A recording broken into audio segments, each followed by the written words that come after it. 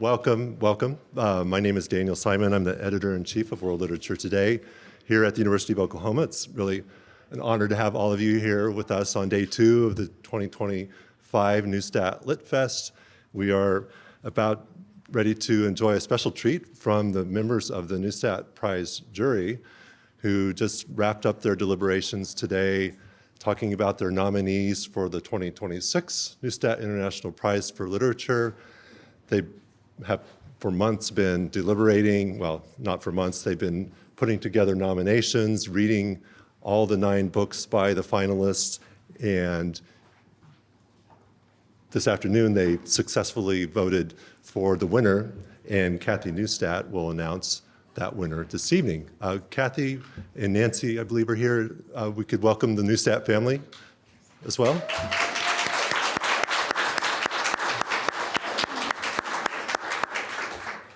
They make all of this possible, and we, of course, are honoring Shereen Malherbe, the 2025 NSK Prize winner, who is also here with us. Thank you, Shereen, for all that you brought to campus this week. And are really delighted to be partnering with Native American Studies and the School of Dance and International Studies and so many colleges and departments and other partners across campus. So it's always just a great gathering for us to be part of celebrating literature and the arts and what we could do to help bring it out into the world and shine a light on it. So I will introduce each of our Neustadt Prize jurors as they're getting ready to read. Of course, outside as you came in, you probably noticed Green Feather Books. There's a display with all of their books for sale, so you'll be able to hear them read, maybe get inspired by some of the poetry or prose or some of the other work that you hear read this afternoon, and then come back at 6 o'clock for the reception downstairs in Baird Lounge, where we will announce the winner, their choice for the 2026 Neustadt Prize. But they will also be signing books throughout the reception, and we'll have a short program and recognize Sheree and also just chat and have a good time over our refreshments. So without further ado, let's jump into our readings. We'll start with Alejandro Puyana, who is a Venezuelan writer living in Austin, Texas, where he received his MFA in creative writing from the Michener Center for Writers. His work has appeared in Tin House, Southern Review, Electric Lit, Texas Monthly, and Time, and World Literature Today, by the way, among others. His short story, Hands of Dirty Children, won American Short Fiction's inaugural Halifax Ranch Prize and was selected for Best American Short Stories. His debut novel, Freedom is a Feast, was awarded the Westport Prize for Literature. Welcome, Alejandro.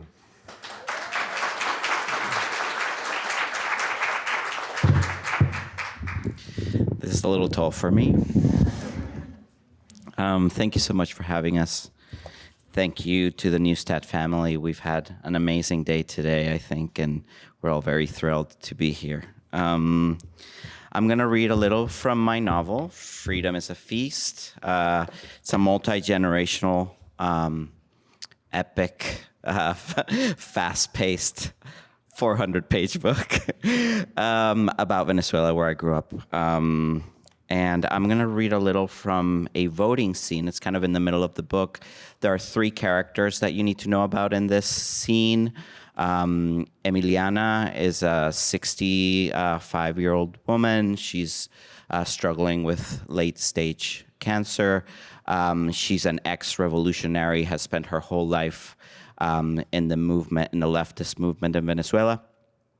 Her daughter, Maria, and Maria's son, Eloy, who in this scene is about 6 years old, and they are going to vote in a very important election in 1998 in Venezuela when Hugo Chavez was running for president for the first time. And they are very excited, and it's the first time that little Eloy is going to participate civically in the process of voting. She didn't feel it. For the first time since that morning in the shower, when Emiliana had run into the lump, the sense of dread trailing her like a dog had gone off to sniff something else for a change. She could breathe again. She didn't know how long it would last, but she made a promise to herself that she would not call it back. It would come whenever it damn well pleased, she knew that, but the later, the better. In the meantime, she would enjoy its absence. Her daughter seemed different these days. Her worried expression had been so permanent lately that Emiliana had forgotten how Maria looked without that knot between her eyebrows. She had always been so beautiful, the way her freckles created a landscape on her face, a map that Emiliana could follow to her daughter's eyes, a hazel that on sunny days would reveal veins of gold shimmering. Maria hated her freckles, her marks, she called them, hated that she stood out wherever she went. Kids were cruel always, and Emiliana had tried to get Maria to see that her uniqueness was something to be proud of. One evening after work, when Maria was 11, Emiliana had found her in the bathroom, her eyes red and swollen. Maria had hidden something behind her back, and her forehand was raw, as if she'd been dragged on pavement. "What happened?" Emiliana had said, and pulled her daughter's arms out from behind her back, inspecting the wound. It was glistening red. Maria held something inside her balled fist. "What do you have there?" Emiliana asked. Maria clenched harder, her tears really coming down now. "Maria, show me."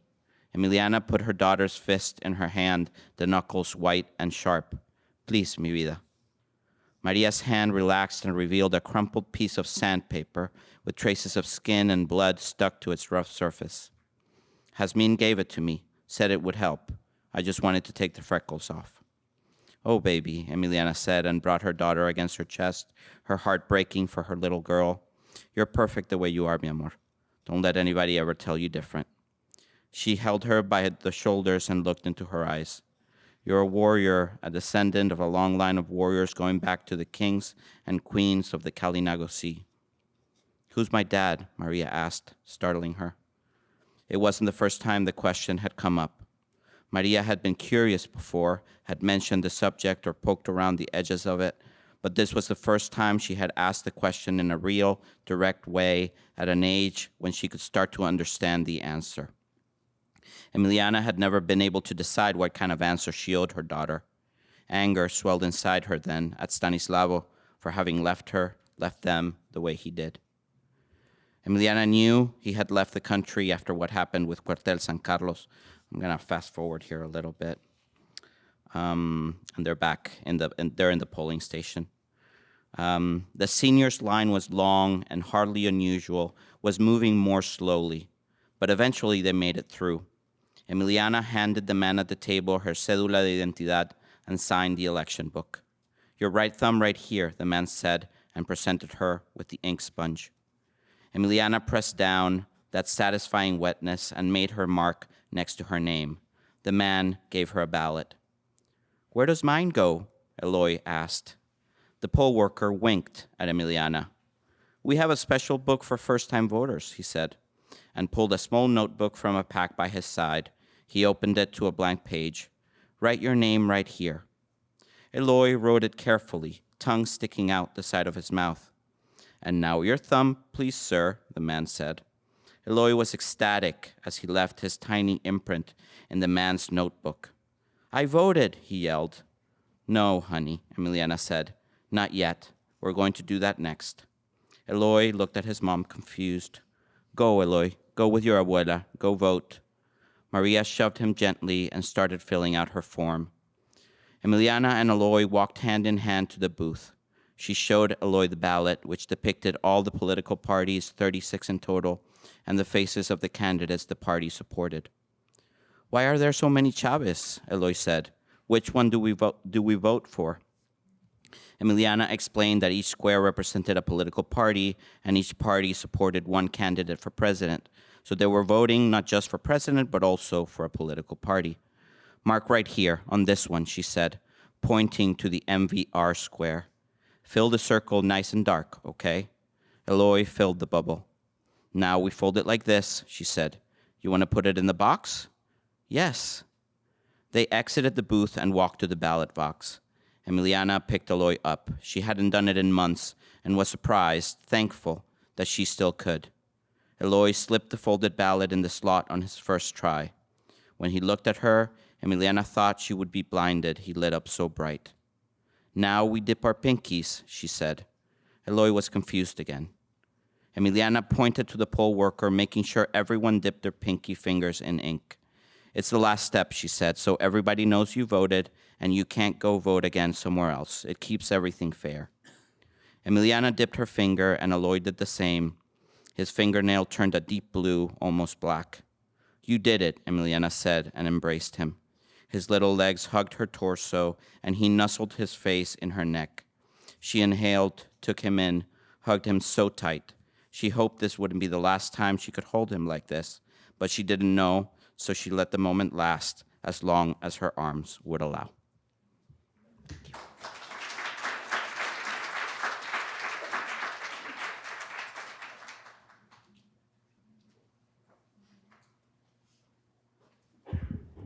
Thank you, Alejandro. That was fabulous. It's great to get a taste of all of the writers' works as they've been championing with such generosity the work of others today. To hear them read their own, it's really delightful. So next up we have Beena Kamlani. Her debut novel, The English Problem, was published earlier this year. She has published work in VQR, Plowshares, Identity Lessons, Learning to be American, Growing Up Ethnic in America, and World Literature Today.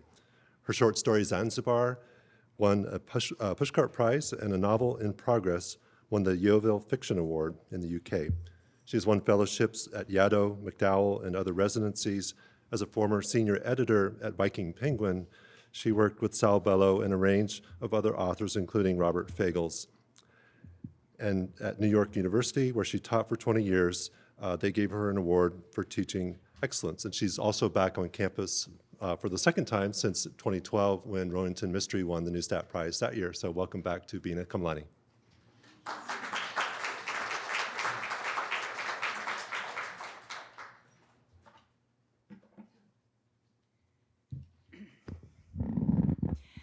Thank you to everyone for coming to hear us read. We've had such a wonderful time jurying and reading other people's work and sharing opinions. And it's just fabulous to be here. Thank you to the Neustadt family for their generosity and their support, and to Daniel and World Literature Today and everyone for our presence here. The English Problem, my novel, took 10 years to write. And if you read it, you'll know why. There was a lot of research, and there are quite a few characters, and there are several timelines that intersect. I will just tell you a little bit about it and then launch into the reading. It's set in 1930s India and England. Can you hear me properly? Yes? And it is the story of a young man who is picked by Mahatma Gandhi to be trained in England as a barrister, and then to return to India to help free his country from British rule. The novel begins with his arrival in England and narrates the tortuous path to becoming an Englishman. And to the realization that if home is what he has left behind, then home is also what he has come to know so intimately, so precariously, so dangerously, and so hopefully in England. It is his journey to self-truth and to self-liberation. The passage I'm going to read is from the beginning with his marriage and to the moment of departure from India. So, you lead your country when we leave, Mr. Polak had told Shiv. It was Polak who, after his initial meeting with his host's 9-year-old son, had nudged Gandhi to consider young Shiv's potential as one of the leaders of independent India. After Gandhi too visited the Advani home and agreed with Polak's assessment, Mr. Polak continued to feed Gandhi with reports on the boy's progress through school, his character and intelligence as gleaned from his father's letters to Mr. Polak. He has a natural disposition for leadership, Polak told Gandhi. He listens to tribal chiefs carefully. He knows that's where the killer weapons are. He attends all community meetings and has impressed local organizations with his enthusiasm and passion for justice, for human rights. He brings the problems of the underserved to the table. People have already begun respecting him. He's still in his teens. Gandhi began writing to Shiv's father, taking a keen interest in the boy's progress. When the time came, Gandhi paved the way, both for Shiv's admission to the Inns of Court, the Mahatma's own alma mater, and his room and board at the home of his dear friends, the Polaks. But it was Shiv's mother who now raised objections, going on a hunger fast to make his father bend to her will. Hindu scriptures advocated fasting both as personal sacrifices to the gods and as powerful weaponry to make a point. They were in the jeweler room. His mother on the daybed swing that moved gently back and forth, his father in his leather armchair. Shiv was sitting on an ottoman beside his father. Govind, their houseboy, brought in a tray containing cups of steaming cardamom tea. "He will never come back," she said, unreasonably offering no explanations for her dire prediction. "Nonsense," Ramdas said, reaching for a cup of tea. "England will toughen him up. Our boys turn into namby-pambys under their mothers' watches, molly-coddled little sahibs. We'll need warriors in the new India. Old Blighty will make a man out of him." His mother then raised the possibility of Shiv's marriage before his departure. "The heroes are ready whenever we are. Seher has now turned 16. Such a beauty. She's not going to sit around waiting for Shiv to return. She wants to get on with her life. Now is the time, Ramdas." He frowned at her. "Suddenly you tell me this? It's only just now come to me. We could have a small one, private, just between the two families and the priest. Big weddings are unfashionable in these times." "Yes, but I was one step ahead of you. I already discussed the issue with Gandhi himself. Should my son get married now, before he leaves for London?" Gandhi was vehemently opposed to it. He said a man does not know what he wants in life when he's 18. We imprison our children in their marriages when they are so young. Wait until his return, not now. He turned to his son. "What do you say, son? Would you like to get married before you leave?" They expected him to know, for his desires were meant to mirror their intentions. "No, sir," he said. "It's better I wait so I can make the right decision for me and my family." "I don't know why Gandhi decides everything in our family," his mother said, looking aggrieved. "What about me, the mother?" Ramdas gave her a sharp look. His wife continued, "His marriage is sure to bring him back home and a child. There's ample time for him to make a woman pregnant before he leaves." Her husband thought long and hard.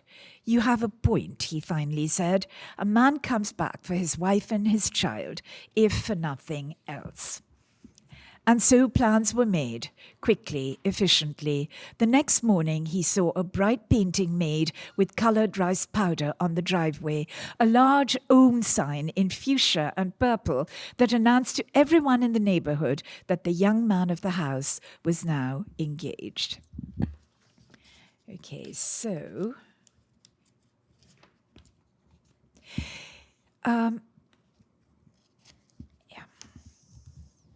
He hears the drums getting closer. Rat-a-tat-tat, rat-a-tat-tat, a procession of turbaned men in embroidered waistcoats and pantaloons marching down the road to their house. Rat-a-tat, a bugle sound splitting the air, and then a single flute, playing a local Sindhi melody, rises above all the other sounds, a thrilling, joyous arc of sound that reaches him as he stands there in all his finery, awaiting his bride and her entourage. He sits down on a sofa to listen. His mother gives him an anxious look. "Tired already, son?" He doesn't respond. His heart is racing. He looks away into the distance at the shimmering Indus. She's coming to him via the mouth of the river, as all conquerors of Sindh had come.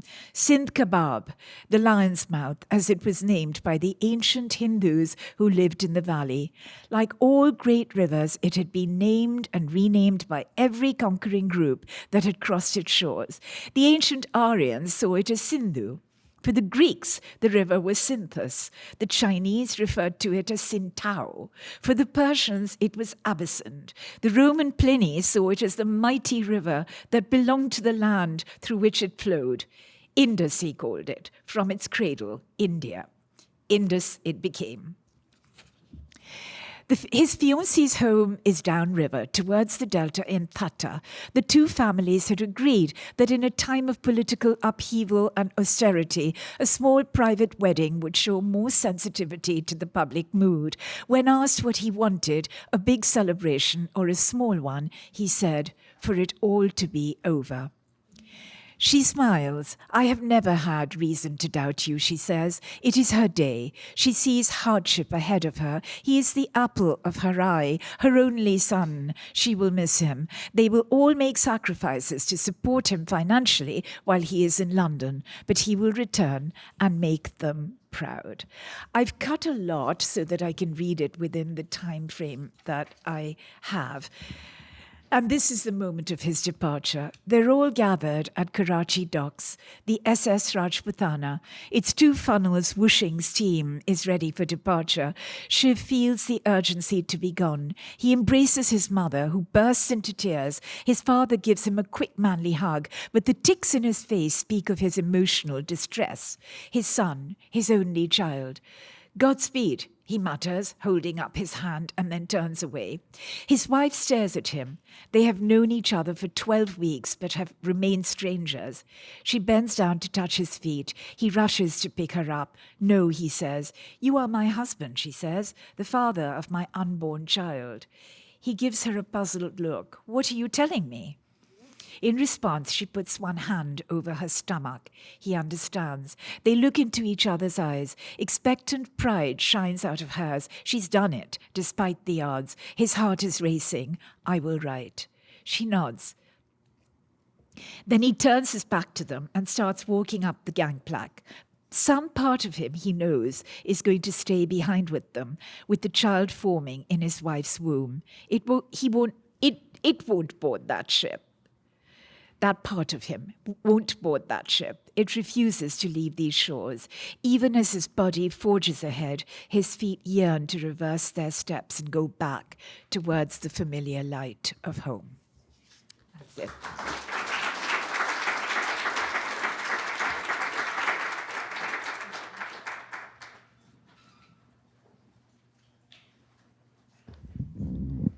Thank you so much, Beena. That was lovely.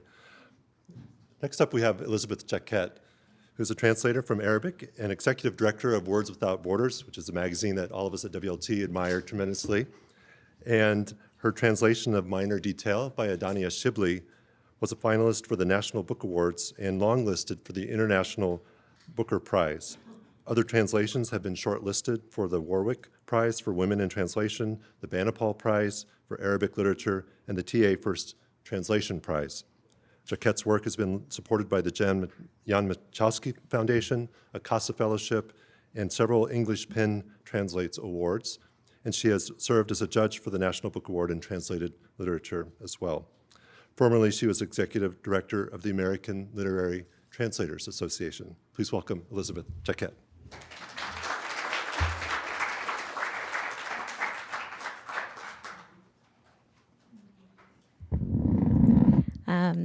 Thank you, Daniel, and thank you to everyone here. The admiration between Words Without Borders, from Words Without Borders to World Lit Today, is definitely mutual.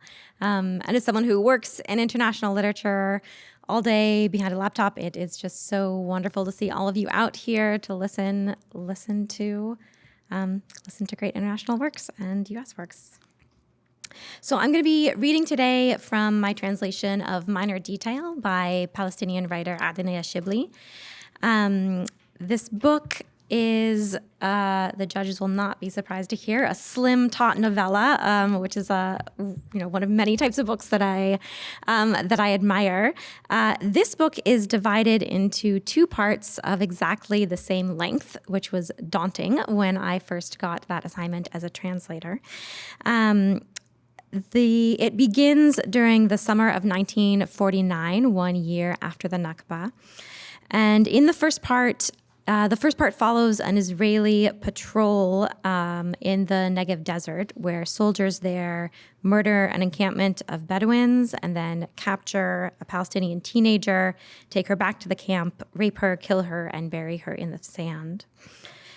Many years later, in the near present day, a woman in Ramallah tries to uncover the full story of the crime and becomes fascinated to the point of obsession, not only with the nature of the event, but because of the seemingly minor detail that it was committed exactly 25 years before the day she was born. And she feels like this minor detail in the date somehow connects her in some inexplicable way to the event. As I said, this book is divided into two halves, and Adonai Shibli just masterfully overlays these two translucent narratives to evoke a present that is forever haunted by the past, and a past and present that echo between each other. So I'll be reading from the beginning of the book, where you follow the captain of this patrol in the desert. They have just arrived, and you begin to see his mental state as he methodically repeats the same actions, cleansing his body the way they are sent to cleanse the desert, and with the impression that the desert itself is almost coming alive. Nothing moved except the mirage. Vast stretches of barren hills rose in layers up to the sky, trembling silently under the heft of the mirage, while the harsh afternoon sunlight blurred the outlines of the pale yellow ridges. The only details that could be discerned were a faint winding border which aimlessly meandered across these ridges, and the slender shadows of dry, thorny burnet and stones dotting the ground. Aside from these, nothing at all. Just a great expanse of the arid Negev desert, over which crouched the intense August heat. The only signs of life in the area were distant barking and the noise of soldiers working to set up the camp. These reached his ears as he gazed through binoculars from his position atop a hill, examining the scene before him. Against the sun's harsh glare, he carefully followed the course of the narrow paths across the sand, occasionally pausing to fix his gaze on a ridge for a moment longer. Finally, he lowered his binoculars, wiped off the sweat, and returned them to their case. Then he began making his way through the thick, heavy afternoon air, back to the camp. The driver was sitting in his seat behind the steering wheel, while the rest of the group that had been ordered to join him were standing around the vehicle. As he approached, they climbed in the back, and he took the front passenger seat. The driver adjusted his position before reaching for the ignition switch and starting the engine, which released a loud roar out into the open space. They set off west, forging their way through pale yellow hills that extended in every direction.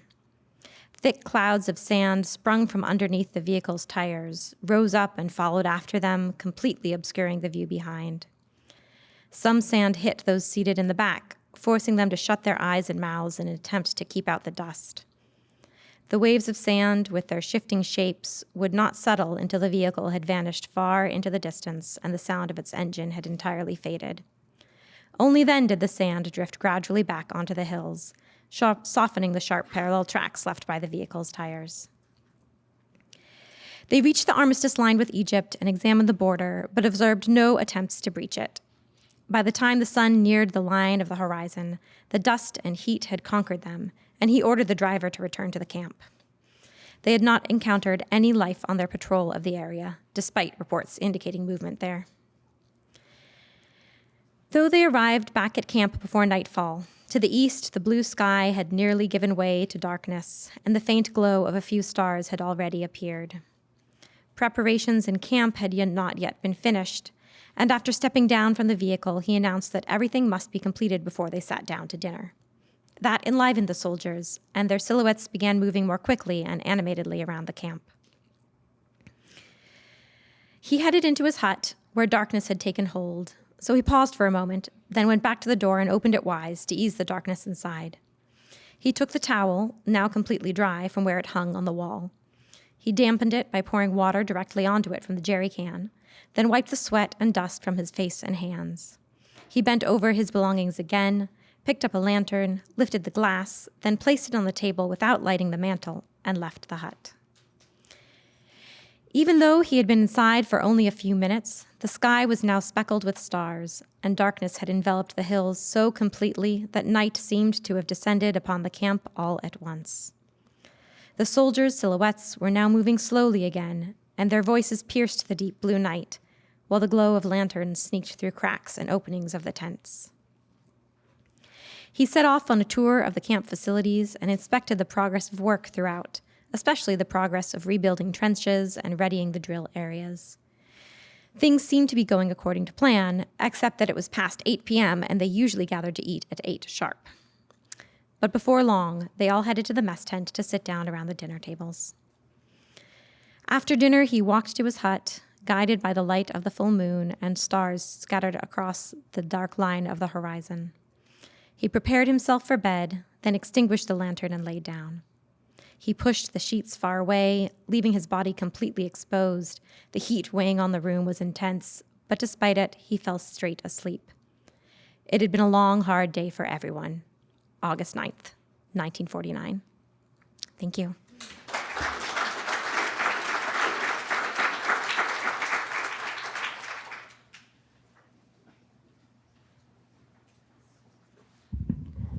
Thank you, Lizzie. That's an incredible book. The next presenter is Iheoma Nwachukwu. He has been a professional chess player, an underground battle rapper, and a kindergarten teacher. Iheoma has won fellowships from the Michener Center, the Chinua Achebe Center, and the Mississippi Arts Commission. Nwachukwu's writing has appeared in Plowshares, Oxford American, Electric Literature, Southern Review, and World Literature Today as of the November issue, which is forthcoming next week. It's an essay about what AI and chess can teach us, and it's really a lovely piece. He's a Flannery O'Connor Award for Short Fiction winner, and his debut, Japa and Other Stories, was published last year by the University of Georgia Press. Please welcome Iheoma Nwachukwu.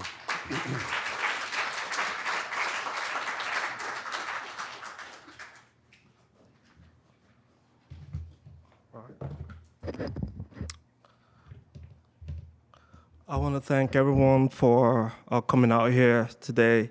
The Neustadt family, my fellow jurors, World Literature Today, we've had a great time, at least I've had a great time here, and would have fond memories of being here, so thank you. So I'm reading from my collection. The first story is it's set in Utah. You might ask, why Utah? So the reason I said it in Utah was I was like, why not Utah? So this Nigerian, they are Nigerian students at the University of Utah, and on the side, they smuggle beer with higher alcohol content from the neighboring states into Utah to sell on the side, and that's how they make extra money. I want to share a small anecdote about the first review that I got of my book. It was from my then 5-year-old. He wanted to read the book, and he said, "Dad, can I read it?" I'm like, okay. I was in the basement, I was working, and so he walks out with a copy of this book. And I was like, okay. Then he shows up 5 minutes later, I can see him walking down the steps. And then he says, and they lived happily ever after. And he dumped the book.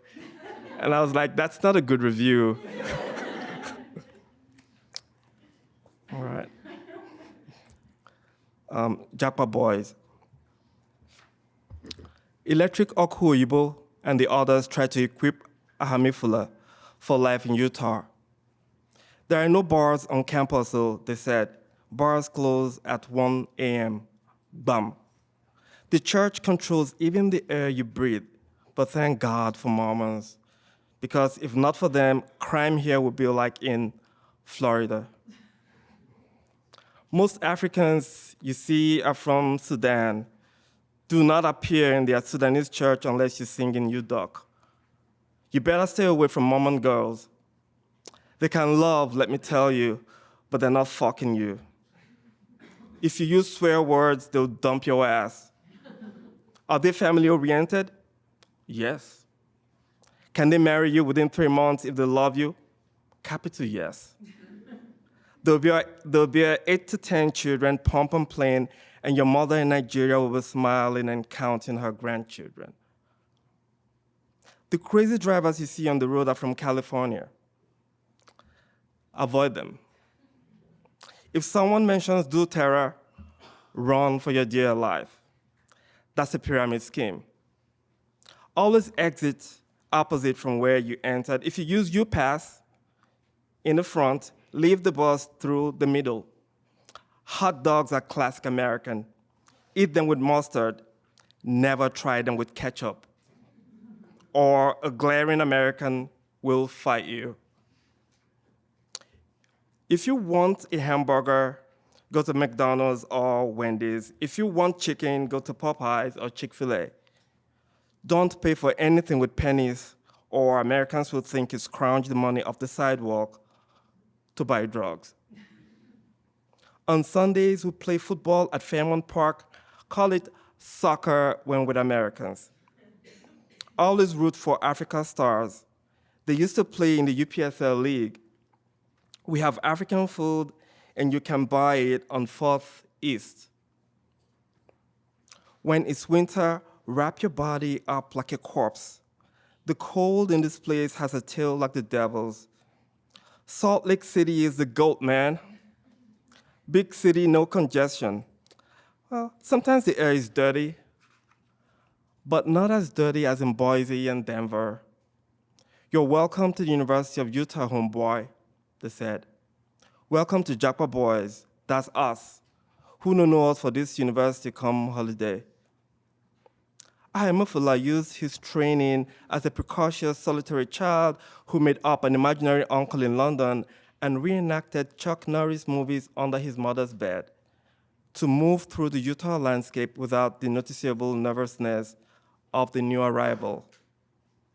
By his 3rd week, the spire-laden temples had melted into the ghost shapes of the mammoth Gothic cathedral in Marina, Lagos, where he and his father had gone to pray on Christmas Eve many years ago.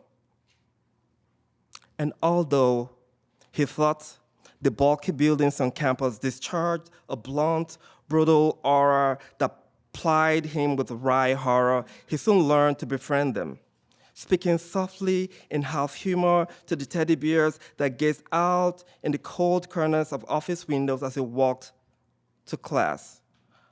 Brother, hey, I don't want you to look at me like a stranger. Are you from California? This was his gift, knowing how to roll with things. His colleagues in Asian studies were already drawn to his uncompromising hesitation to criticize. His sports jerseys, his propensity to throw away coins because it confused him that a dime was smaller in size than a 5-cent coin, reignited for them a certain je ne sais quoi they seemed to have forgotten. A girl in class had clasped her hands together during a group task and said he had the demeanor to charm a junkyard dog.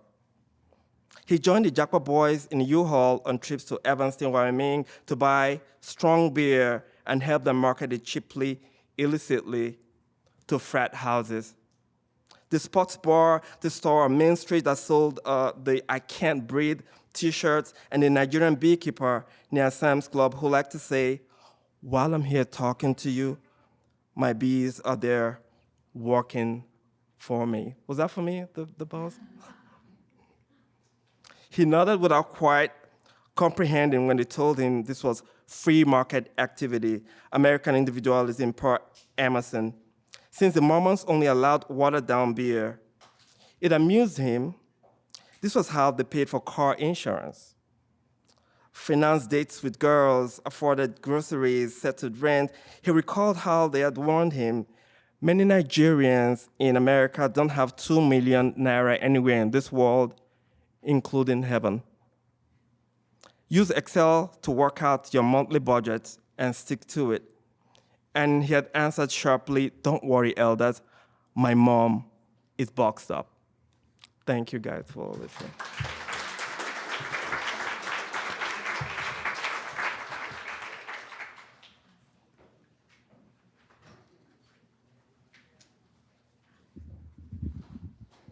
Thank you, Iheoma.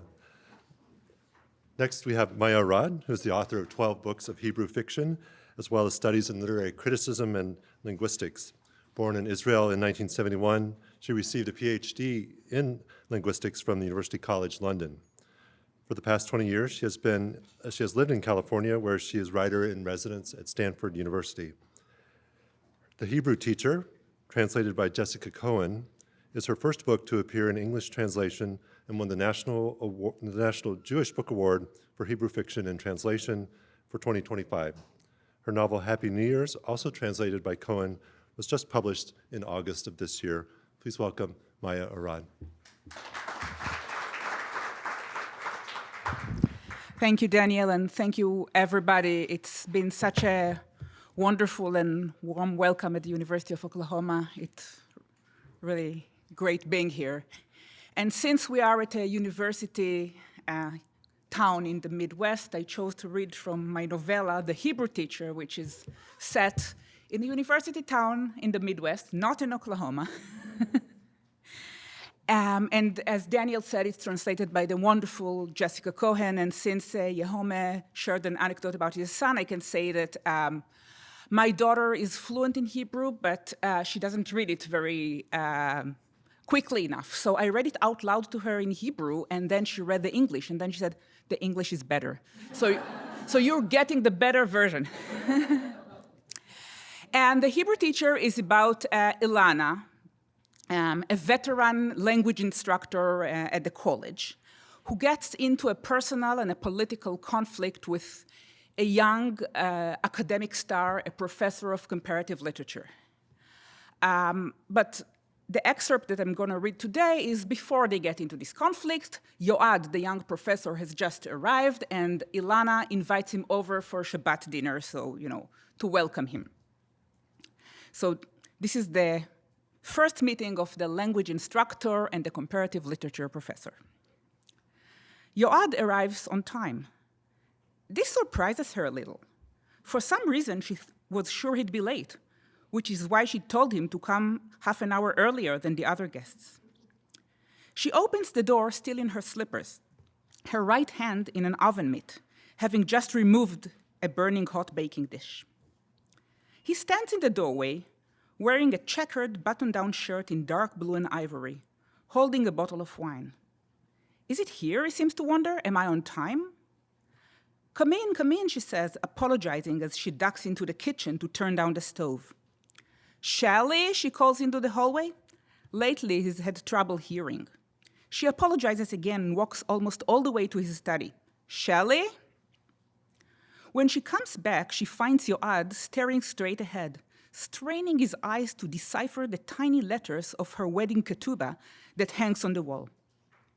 It used to be fashionable to have a calligrapher or a graphic artist design a special rendition of the wedding vows to be framed and hung in the living room. She has no idea if young people still do that, but Yoad looks as if he's never come across anything so peculiar. From there, his gaze wanders over to the large silver candlesticks on the dining table with 2 lit candles, then to her collection of hamsas hanging on the wall, and the Seder plate and menorahs arranged on the buffet. Out of the corner of her eye, she can see that he recognizes the Chagall reproduction that hangs next to the hamsas. Now she sees her home through his eyes and feels suddenly ashamed of this house she's always been so proud of. She can guess what he's thinking. All the trimmings of a classic Jewish diasporic home. Her, diasporic. But then she stops. After all, he's the one who took the name Bergman to negate the negation of the diaspora. Still, she feels uncomfortable, compelled to defend herself from that gaze. Why is he lingering on the hamsas, the ketubah, the menorahs? He spends no time on the photos crowding the buffet. That was usually a sure way to break the ice and start a conversation with guests. She was always happy to narrate. The picture of their weddings from '75 in slightly faded colors. Barak and Yael. He a baby, barely standing, she with pigtails and missing front teeth. The two of them in their Purim costumes, Wonder Woman and Superman. Barak at his bar mitzvah, the four of them at Yael's high school graduation. Her whole life on display for anyone who entered the house. But Yoad Bergman Harari, so it would seem, is uninterested. Shelley is still absent. When she went to call him, she realized he wasn't in his study, but in the bathroom. She has no choice but to have Yoad sit down on the comfortable, heavy couch in the living room, which she now also sees through his eyes, offer him something to drink, and try to strike up a conversation. Wine would be nice, he concedes. She dallies in the kitchen for a while until she finds the opener, then hands it to Yoad and suggests he open the bottle he brought. I'm really bad at it, you have no idea. Now that the two of them are sitting, she can ask him about his work. She's heard so many accolades, as though he alone is going to elevate the department, perhaps even the whole college by several degrees. Yoad thinks for a moment before answering. She assumes it's not because he doesn't know what his field is, but rather that he's debating how to present the topic to her. Basically, it's about Heidegger as a Jewish writer, he finally says, and leaves her staring at him. Heidegger, she asks in disbelief? Isn't he the Nazi? A forgiving expression comes over Yoad's face. Oh, come on. At the corner of his mouth, she notices the beginning of a smile. The idea, basically, is to examine the question of what Jewish literature is from a new perspective, to challenge that inquiry, to problematize it. What is Jewish literature? Is it Sholem Aleichem, Agnon? Is it Saul Bellow? Today, there is a fairly broad agreement that Jewish literature is not only what is written in Hebrew or Yiddish, not even only what is written by Jews. Dan Miron has talked about the Judaization of European literature in the 20th century. So basically, my idea is that the literary expanse is full of broken vessels of Jewish contexts, which find their way in 20th century literature and thought throughout Europe. And it is precisely Heidegger, he accentuates the name, who manifests that notion so plainly, and I stand behind that claim, problematic as it may be. That's interesting. She's unsure how to go on without exposing herself, without sounding ridiculous. Everything he said is completely new and incomprehensible to her. Thank you.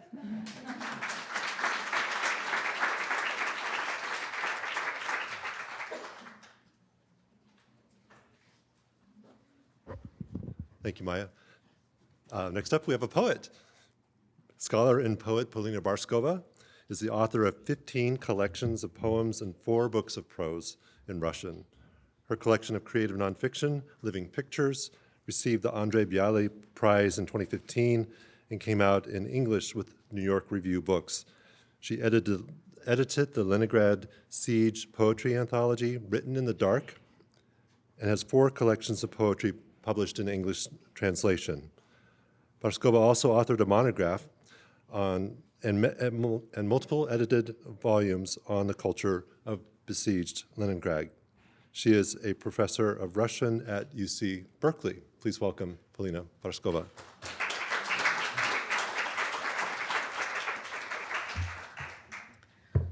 Good evening. Thank you for being here.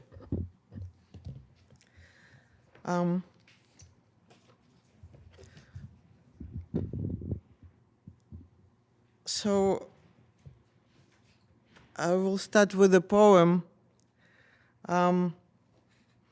Once reading a biography of one of my favorite writers of the 19th century, Russian writers, I found the title of the text he never wrote. And this is something I love to collect, the unused titles. The title was Between Poets, a vaudeville. And I think only appropriate for our day today. There will be some names you might or might not know. Perhaps I will say that the poet Batyushkov, who is kind of at the center of this text, was supposed to be the leader of his generation, a young star. But soon, as a result of his life impressions, mostly war, lost his mind. So let's go. Zhukovsky, their teacher, liked to call Batyushkov my budgie. Batyushkov called Zhukovsky my beetle.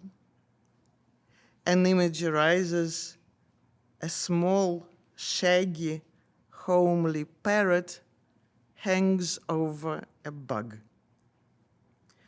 working his crop as he gulps down the words of his friends. Let's talk about words. This is what we're doing here. The beetle's words: beads rolling off a conveyor.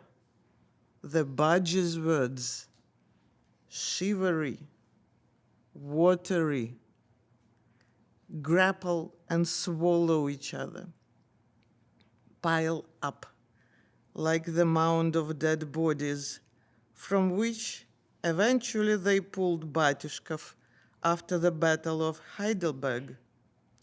He himself, we assume, chose not to crawl out. Their words gum up like eyelids, like they were smeared with honey or blood or feces, while their producer hosts revere, love each other, contented, enchanted by the contrasting natures of their word-generating mechanisms. Their words fatten on words, like they were filling with water or joy or seed, until they couldn't be more stuffed, stout, taut. And then what happens? Then appetite's limit is reached. Molecules of disgust move through the air. What yesterday indeed tyrannized like a mole on a coveted neck, today makes your gorge rise. What was a caress, work's progress, becomes your enemy's body, decomposing in a trench. The beetle writes to the budgie: dearest, I cannot, I will not stand the sight of you. Your anxious, squeezed little face, your metaphors bolting across the line in panic. You have nothing more to offer me. I take my leave. I remain yours truly. The budgie clutches the letter's ashes. His own words, his own letter grows simpler, shorter, and swirls like snow, like cold sand. Zhukovsky says goodbye. Vyazovsky says bye. And Pushkin, what about Pushkin? We all want to know about Pushkin. Pushkin says goodbye. The budgie circles his room. The budgie circles his room. Hop, skip.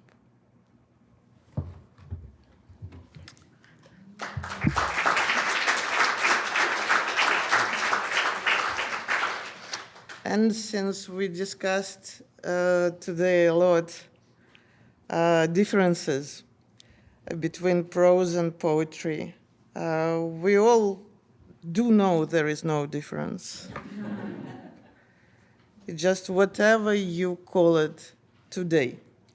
I will read a tiny snippet from my book. It's called Living Pictures. It's my extremely difficult relationship with my city's history. They don't allow me into my city anymore. It's a popular habit in the world these days. So I make love to it from afar. The title, Living Pictures, and the idea comes from my research about one of the most pathologically amazing museums in the world, the Hermitage in St. Petersburg, where during the war in 1941, the masterpieces like Rembrandt's all were evacuated and the frames were empty. And at some point, soldiers came in and saw that the curators of the museum were starving completely. And soldiers gave them some pathetic food. Curators wanted to thank them and organized for them guided tours of the museums. But you remember, the frames were empty. So the curators had to fill the frames with their words of Rembrandt and so on. Imagine that.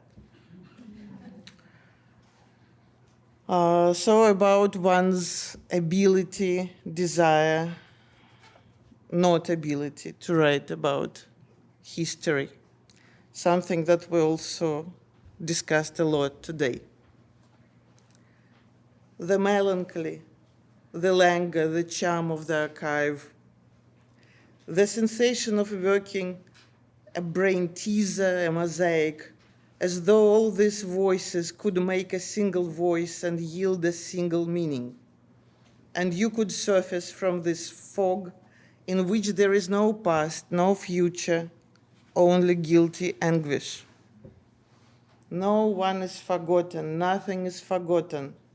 You are kidding me. You are kidding me. Does that then make me Karen? A late night ferry, Petersburg, a flock of rowdy foreign girls, tourists. I am a tourist now. Can you take us? Can we have a ride? How drunk are you? Hey, come on. High-pitched chatter. We step onto the boat, and I notice near the captain's seat a bulging magnum, more like a jug. It's a lot of vodka. It's hard to do Karen's job sober. The souls keep up their lament. The main thing is to withstand time. If I can be stronger than time, everything will change. New stories will be told. Thank you.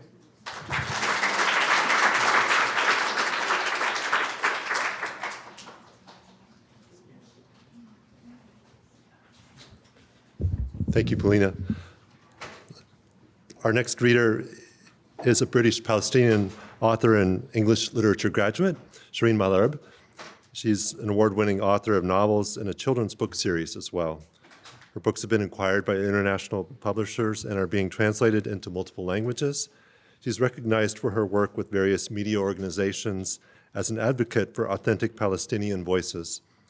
Her Palestinian novel, Yassini Girls, has received wide acclaim, further cementing her reputation as an important literary voice. Please welcome Shereen Malherbe.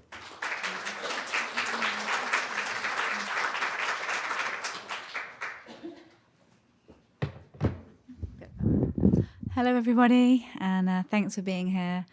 Thanks to the Neustadt family as well. We've been in jury deliberations all day, so it's really amazing to hear everybody's own work. Really seen everyone's personalities come through, so that was nice. I'm going to be reading from my latest novel, Yassini Girls. I want to give you a little bit of context before I read, because it's quite an incredible story. They do say truth is stranger than fiction. I was writing about Palestine for about a decade, a very idyllic village that my family grew up in. And then I was told when my grandmother died that actually they weren't from that village that I'd been writing my whole career on for the past 10 years. So it was a bit of a shock. And I happened to mention this on one of the shows on TV when I was doing my book tour.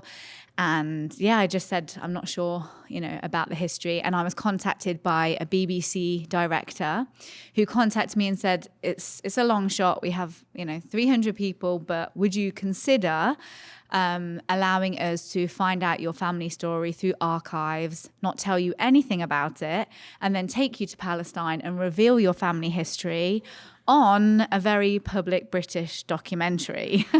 So that was an email I wasn't expecting and a call that day. And I said yes, very cautiously. And about a year later, we ended up being in Palestine as they had discovered my family history, which linked my family to a very famous village called Deir Yassin. And it was the site of the massacre in 1948 on the creation of the State of Israel, where we lost 22 members of our family. And I discovered what happened to my grandmother that day. She fled at about 13, 14 years old. And this really is my version of that story. When she fled with her best friend called Zahadia, who I never even knew about. But the BBC took me to her. She was still alive and she was in the old city of Jerusalem. And she said, the only reason I spoke to the BBC is because I know your family. And I said, we were neighbors. And she said, no, we were not neighbors. We're family. And she said, looking at you today is like looking at your grandmother. And it's like after all these years, we've been brought back together. So I wanted to tell my story and her story. And so it's a split narrative. I'm Layla, it's semi-autobiographical, and Zahadia is Fatima. So I'm going to read you a section from Fatima's section at the beginning of the book to introduce you to the story.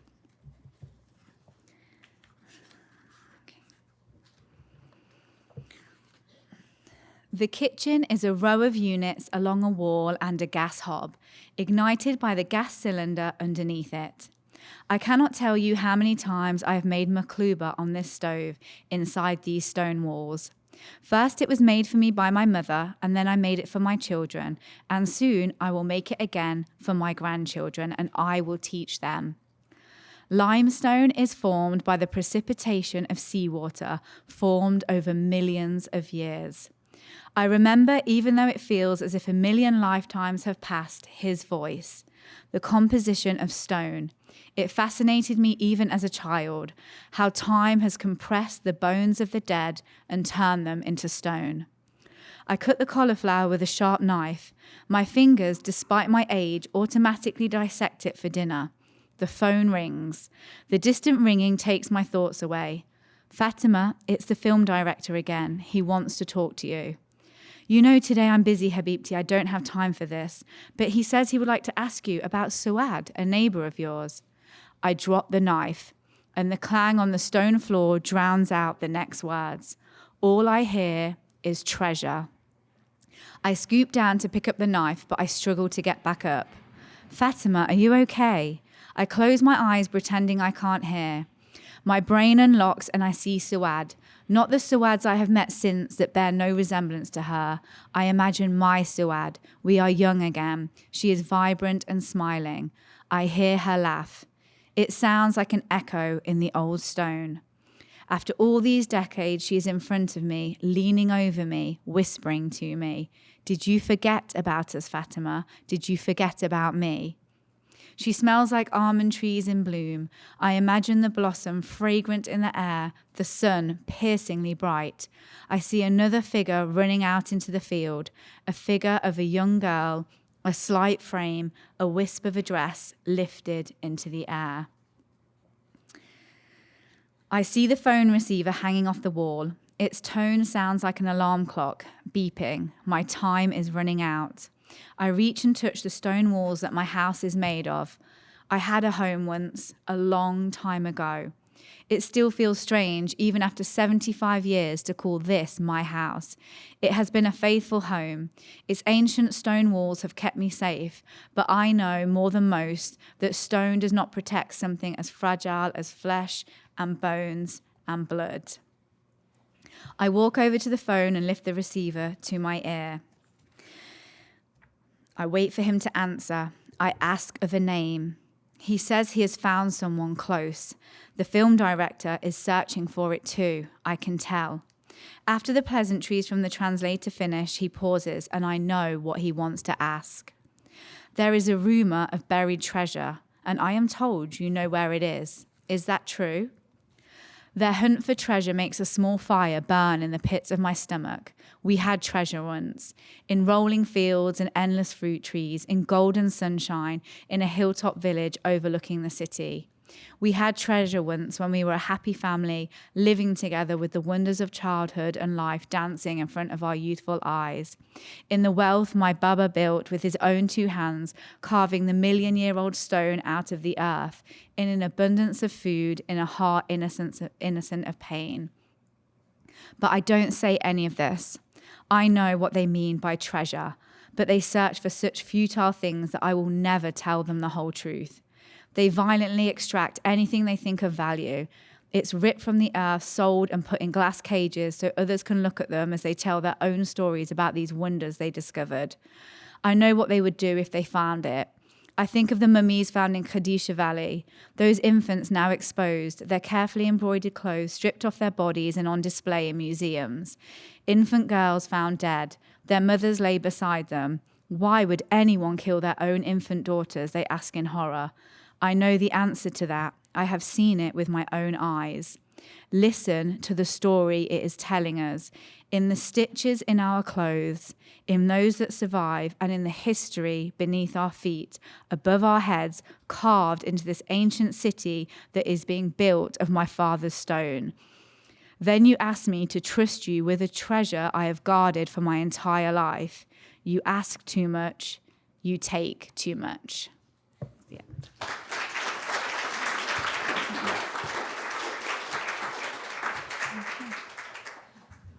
Fittingly, we'll end on a note of poetry with Victoria Chang. Her most recent book of poems is called With My Back to the World, published in 2024. The collection received the Forward Prize in Poetry for Best Verse Collection. A few of her other books include The Trees Witness Everything, Obit, Dear Memory, Letters on Writing, Silence and Grief. She has received a Guggenheim Fellowship, the Chowdhury International Prize in Literature, and a National Endowment for the Arts Fellowship. She is the Bourne Chair in Poetry at Georgia Tech and Director of Poetry at Tech. Please welcome Victoria Chang.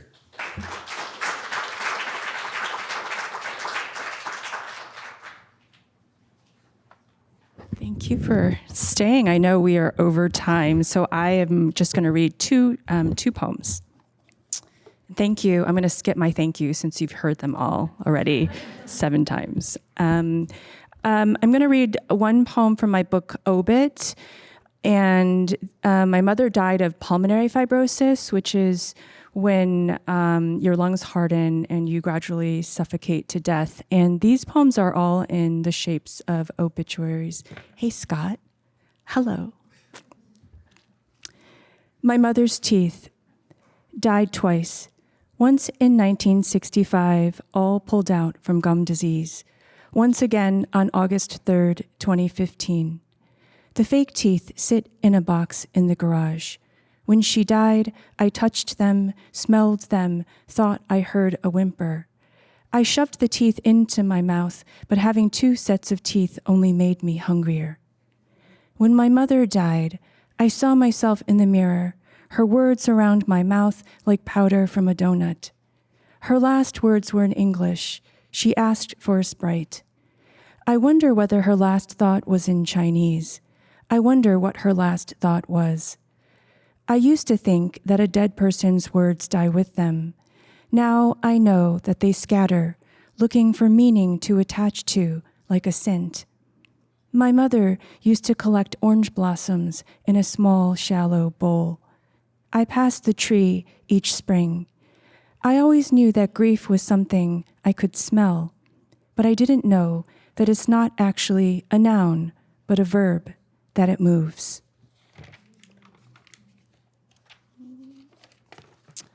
And I'll read one more poem. This was a commission from the MoMA, which is the Museum of Modern Art, and it's a whole book of poems and conversation with the visual artist and writer Agnes Martin. Does anyone know who that is? Agnes Martin? Yeah, Scott does. She's a really well-known artist and works primarily in grids. And when I wrote this poem, the Atlanta spa shooting had occurred, so that appears in here. And because a lot of her visual art is in grids, you'll just see a lot of counting in this book, which is very soothing. This one is called On a Clear Day, 1973. Thank you for listening, and thank you for coming. On a clear day, the horses disappeared. Just the apples they had been fed were left. The apples were strewn across the field and had become rectangles. When people found them, they still gathered and ate them. The people who hunched over their apples were far away, but the sounds of their chewing were over here. On a clear day, all the sounds fit into the boxes. On any clear day, all my thinking fits into boxes that can't be opened. What if our thinking was never meant to come out? If it only remains thinking within boxes? When out, it becomes weapons, takes on different shapes with sharp points. Today, there is no shortage of thinking, but all the thinking is divided into portions. Today, I'm hungry, but all the portions are gone. There are only 48. On clear days, there are only 48 birds, 48 people, and 48 houses, and 48 wars, and 48 apples. I keep counting grids, but no matter how I try, I still get 6 dead Asian women who don't fit into 48 boxes. All night, my thoughts are shaped like birds. In the morning, I lean in closer to the mirror, and someone has drawn lines across my face. I realize that failure consists of both the outline and the outlined, that lines are not meant to hold in our emptiness. Thank you.